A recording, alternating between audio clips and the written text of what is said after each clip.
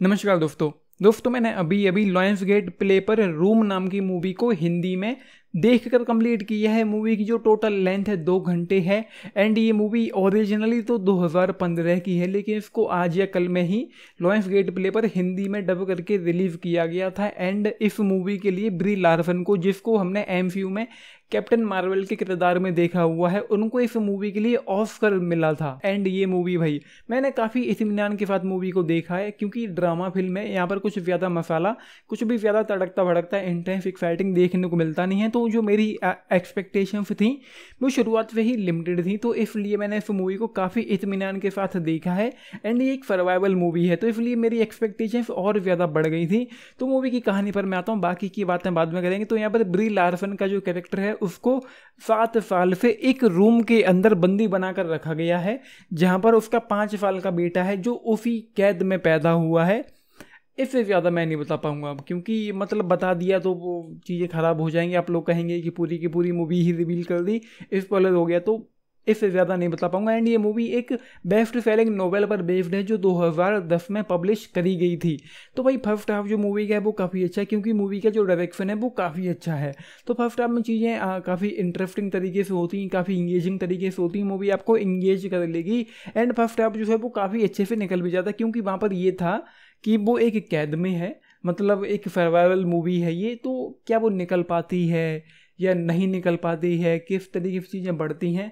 तो इन चीज़ों में जो फर्स्ट हाफ है वो काफ़ी अच्छे से निकल जाता है, क्योंकि थोड़ा बहुत वहाँ पर होता भी है। जो भी होता है आप लोग देख लेना, तो मैं बताऊंगा नहीं खैर क्या होता है, तो जो भी होता है वो आप लोग देख लेना। एंड देन सेकंड हाफ में आकर ये मूवी पूरी तरह से बिखर जाती है। मुझे ऐसा लगा कि सेकंड हाफ एक मैं कहूँ कि बोरिंग टाइप का हो गया, क्योंकि सेकंड हाफ में कुछ भी नहीं हो रहा, बस एक्सप्लोरेशन हो रहा है सेकंड हाफ में। इससे ज़्यादा नहीं बता पाऊंगा क्योंकि इस पर वाली चीज़ें। लेकिन सेकंड हाफ को लेकर बहुत सारे इशूज मुझे यहाँ पर देखने को मिले हैं, क्योंकि जो बात इस मूवी के फर्स्ट हाफ में थी, जो ड्रामा था, जिस तरीके से मूवी बढ़ती है, जो डायरेक्शन था, जो पेसिंग थी, जो लेंथ थी, वो फर्स्ट हाफ में फील नहीं होती हैं बिल्कुल भी। लेकिन सेकंड हाफ में जाकर जितना मज़ा फर्स्ट हाफ में आता है उतना ही ज़्यादा मज़ा सेकंड हाफ में जाकर ख़राब होने लगता है, क्योंकि सेकंड हाफ में जाकर इस मूवी में कुछ भी नहीं हो रहा था।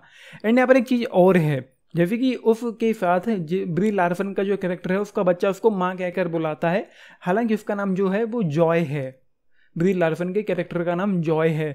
तो वो अपने बच्चे को बताती है क्योंकि वो उसको किस तरीके से बंदी बनाया गया था, किस तरीके से उसको बहला फुसला कर कब्जे में लिया गया, लेकिन उसके पीछे की कहानी क्या है, या फिर आगे चलकर उस आदमी का क्या हुआ जिसने उसको बंदी बनाया था। मतलब पीछे की कहानी से मेरा तात्पर्य ये है कि क्यों बंदी बनाया गया। क्या वो उसका एक तरफा आशिक था, जुनून था, दुश्मनी थी, या पीछे का रीज़न क्या था, क्यों उसने उसको बंदी बनाया, क्या ऐसा उसने किया था, ये नहीं पता चलता है। तो मतलब एक तरीके से मतलब फिल्म बीच में शुरू होती है, बीच में जाकर ख़त्म हो जाती है। ना तो स्टार्ट का पता है ना एंड का पता है, उस आदमी के साथ क्या हुआ बाद में ये नहीं पता है।